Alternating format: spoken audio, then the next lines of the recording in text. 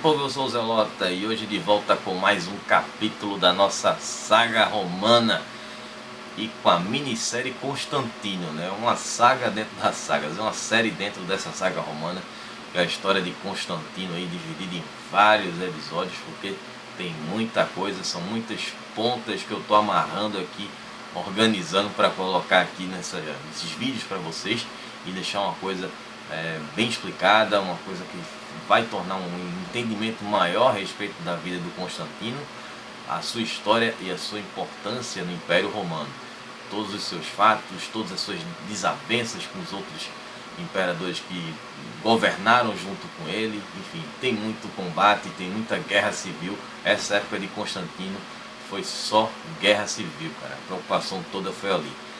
Então, antes de começar, dá logo um tapote nesse like, compartilha com a galera. Vocês que são novos aqui, chegaram agora aqui no canal, sejam bem-vindos. Aqui eu falo sobre história antiga e falo aqui sobre várias civilizações do mundo antigo, né? Da Mesopotâmia, já falei sobre hebreus, judeus, egípcios, enfim, tem muita coisa. Tem a playlist de Grécia Antiga e aqui também a nossa saga romana, que eu estou falando aqui de Roma, desde a fundação, chegando ao Império, falando de todos os imperadores, falando de todos eles, sem pular ninguém, fazendo a dissecação aqui em cima de todos.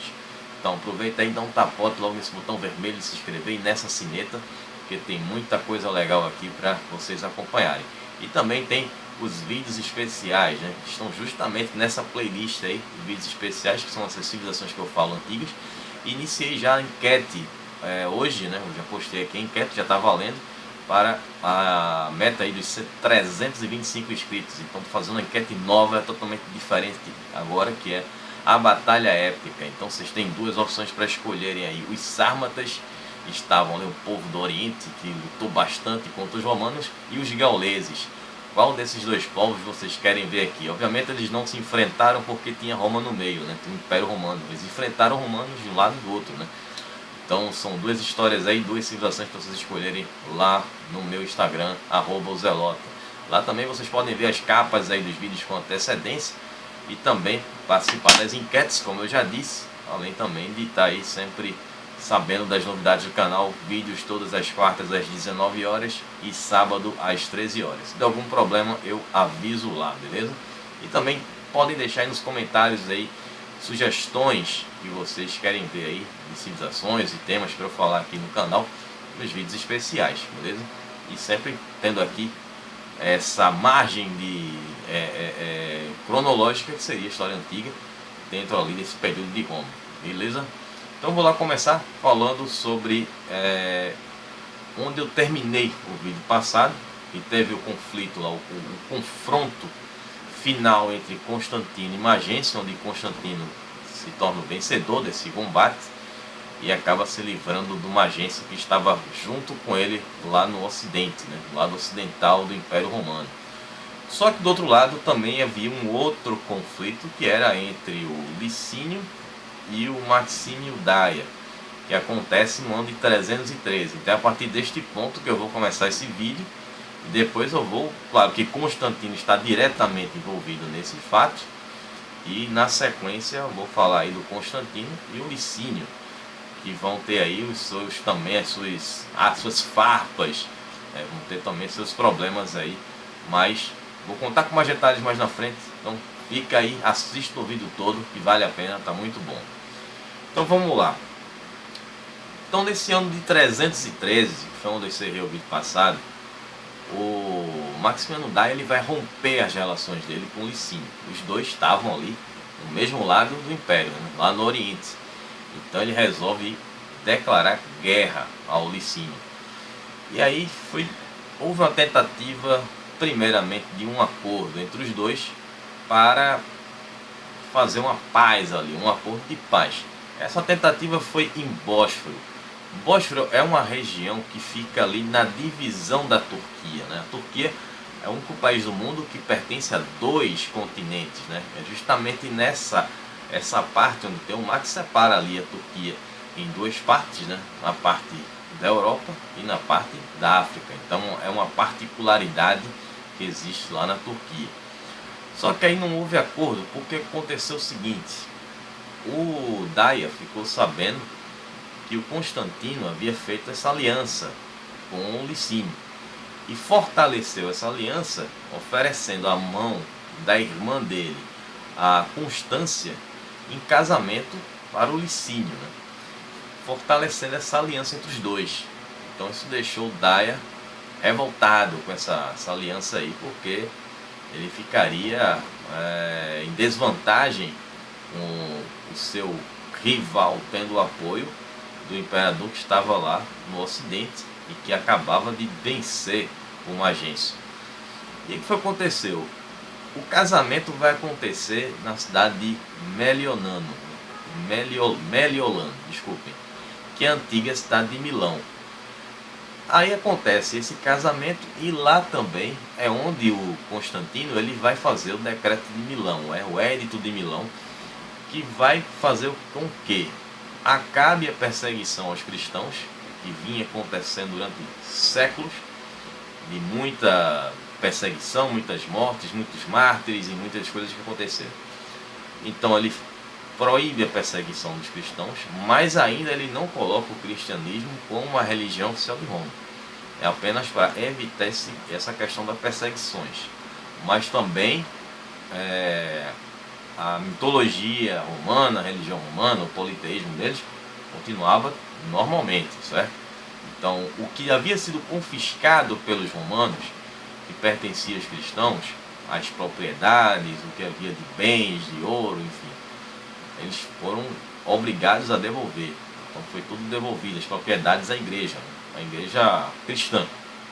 Não posso falar ainda católica, apostólica romana, porque ela ainda não havia sido fundada.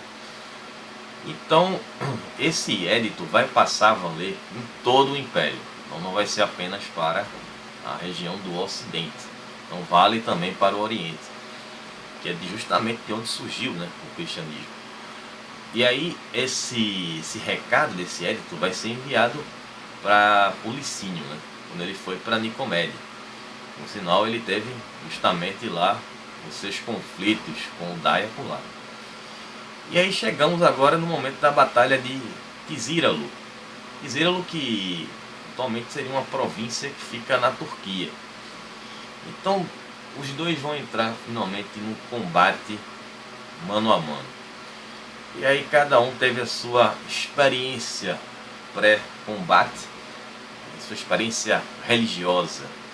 E foi o seguinte: o Daia ele fez um sacrifício ao deus Júpiter, prometendo ao deus Júpiter, se ele ajudasse, né, a vencer essa batalha contra o Licínio, ele iria exterminar todos os cristãos que estavam em Roma, no Império Romano.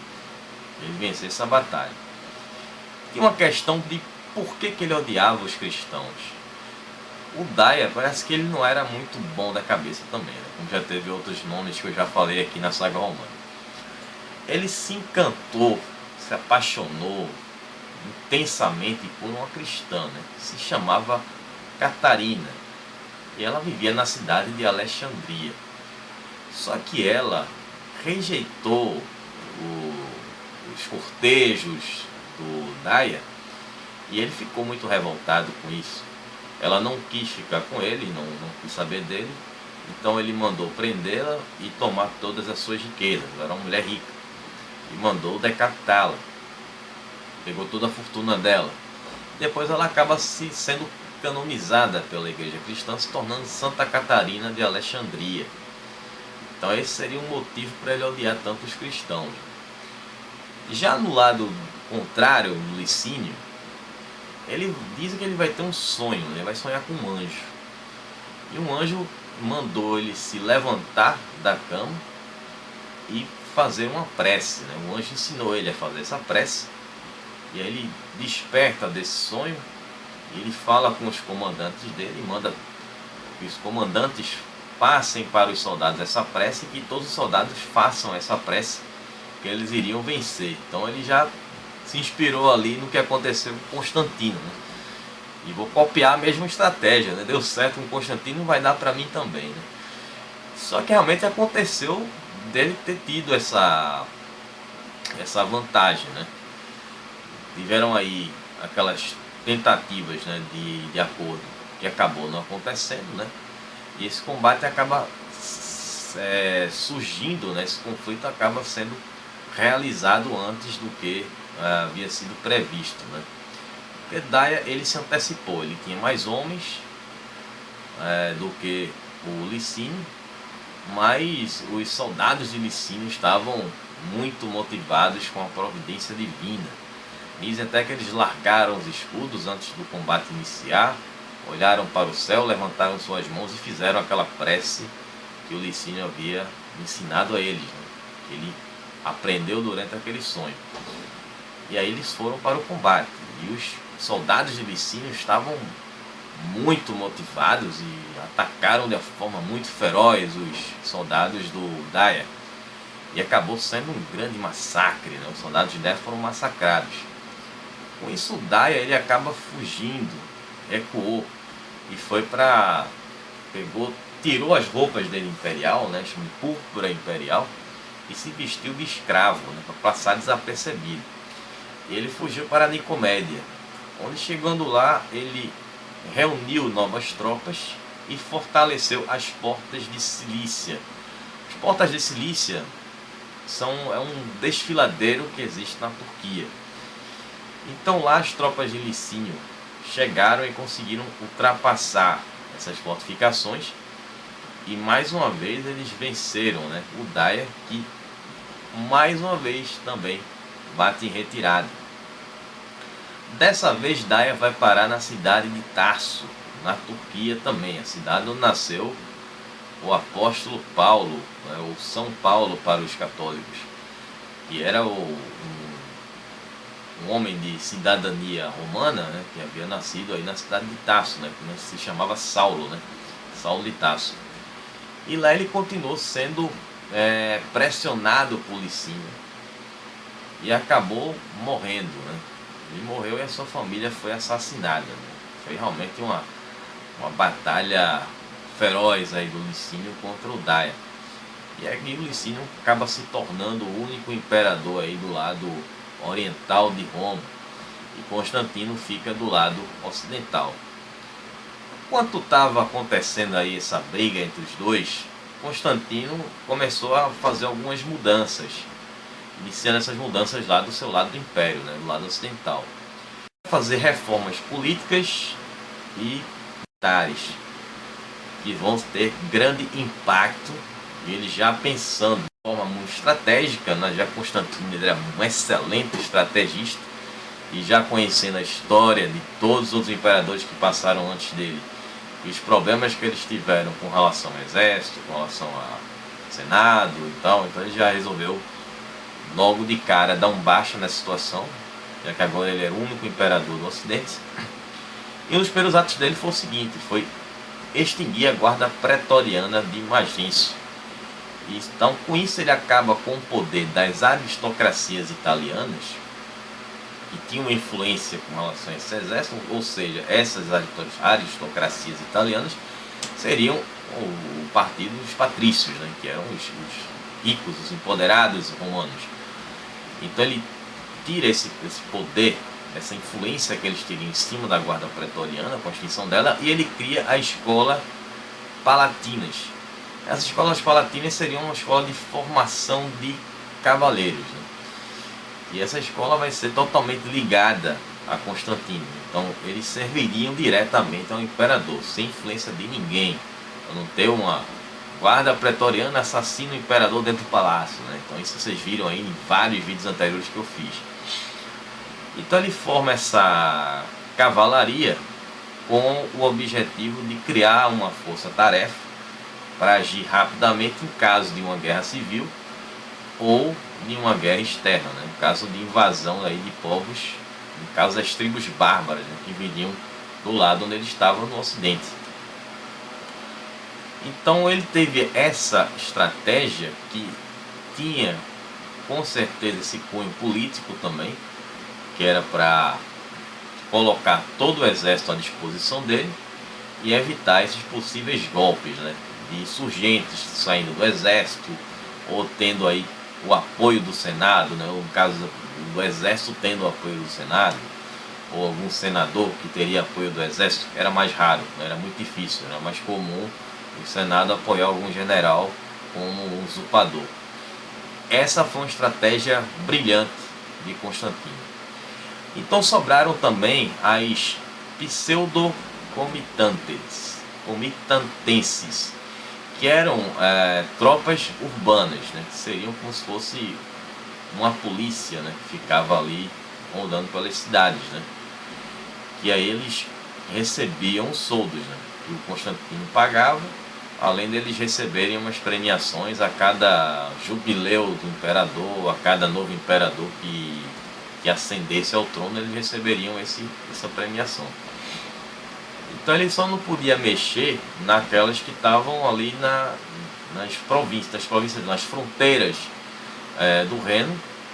Então naquelas ele não poderia ter essa modificação que ele vai fazer aí com relação à pretoriana e as outras, mas elas também vão ficar ali apoiando Constantino. Então ele, pelo menos até aqui esse momento, ele não teve nenhum problema de insurreição. O problema dele vai ser com o amigo dele lá do outro lado. E vai acontecer os atritos entre o Constantino e o Licínio. Esses atritos vão ser realmente complicados, porque depois das vitórias que eles tiveram, né, de Constantino contra Magencio e do Licínio contra o Daia, cada um ficou do seu lado governando, né, sozinho, como eles queriam. Mas aí vai acontecer o seguinte, uma coisa inesperada para Constantino. No ano de 314, Constantino havia indicado Bassiano, que era um senador e esposo de Anastácia. Anastácia era meia-irmã de Constantino. No caso, ela era filha de Constâncio Cloro com Teodora, né, que era filha no caso, a enteada do Maximiano. E aí ele vai indicar o Bassiano como César. Só que aí surge um cara chamado Senecião. Senecião ou Seneciano. O Senecião, ele era irmão do Bassiano e muito amigo do Licínio. Então ele vai chegar lá no Bassiano, vai jogar uma conversa no ouvido lá do Bassiano e dizer para ele, ó, seria interessante matar Constantino. Então ele vai convencer o Bassiano a fazer aquele plano para matar ali o imperador Constantino, para que o Licínio governasse tudo sozinho, né? Talvez o Licínio tenha feito alguma promessa ali ao Senecião de ser co-imperador, alguma coisa do tipo. E aí aconteceu o seguinte, o plano foi descoberto há tempo, né, antes de uma tentativa ali de assassinato. E com isso o Bassiano foi preso e depois foi executado, sem problema nenhum para Constantino, né? O cara queria me matar, vou matá-lo antes. E aí aconteceu o seguinte, para surgir essa fagulha aí entre o Constantino e o Licínio. O Senecião, ele vai fugir lá pro lado do Licínio. E Licínio vai protegê-lo, né? Era amigo dele, jogou a história, vamos matar o Constantino e tal. E aí o Constantino exigiu a cabeça do Senecião. Eu matei o irmão do cara, agora eu quero ele. Foi ele que jogou a história do plano. E aí o Licínio disse que não entregaria o Senecião. E isso vai acabar gerando uma batalha entre os dois. Uma das várias guerras civis que vão acontecer, né? Que vai ser a primeira, que é chamada de Batalha de Cíbalas. Foi a primeira guerra entre Constantino e Licínio. Aí Constantino, ele vai reunir um exército com 20.000 homens. Licínio, que ele havia juntado depois de um combate que ele tinha tido com os godos e tal. Então ele havia juntado ali uma boa tropa. E aí Constantino, ele foi até a Panônia, chegou na Panônia onde Licínio estava. E aí começou o combate entre os dois. Então a batalha vai durar o dia todo. E Constantino sempre mostrando-se um excelente estrategista em campo de batalha, chegando até o nível ali do Júlio César. Então eu tenho até dúvidas em quem foi mais competente ali no campo de batalha. O Júlio César, ele é muito enaltecido na história por ser um estrategista fantástico, um grande general, foi aí ditador vitalício de Roma na época da República. E Constantino ele é apenas lembrado pelo fato de ter oficializado o cristianismo como a religião oficial de Roma. Mas ele tem demonstrado em diversos combates ser um excelente estrategista, conseguindo aí derrotar, estando sempre com as tropas em inferioridade numérica.